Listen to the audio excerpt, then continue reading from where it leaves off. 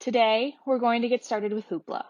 Hoopla is an app for browsing and borrowing library ebooks, audiobooks, TV, movies, and graphic novels. It's available for Apple and Android devices.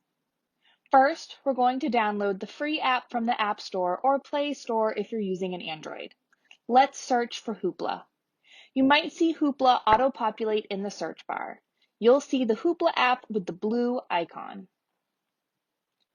You can click on the Get button to download the free app. When the download is complete, the circle will turn entirely blue and change to say Open.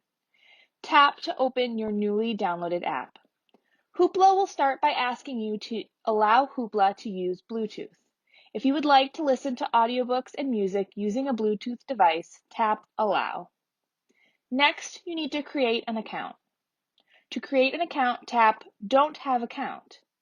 Enter your email address and create a password. Then tap Next. Now we need to enter your library account details. First, you need to choose your home library. In the search bar, search for Duxbury Free Library. You might see Duxbury Free Library auto-populate in the search bar. Tap Agree to get started with your Duxbury Free Library card now. Second, you need to enter your library card number. This number will be found on the back of your library card and will begin with 21633. Last, you need to enter your PIN. The default PIN for all Duxbury cards is OCLN for Old Colony Library Network. Then tap Next.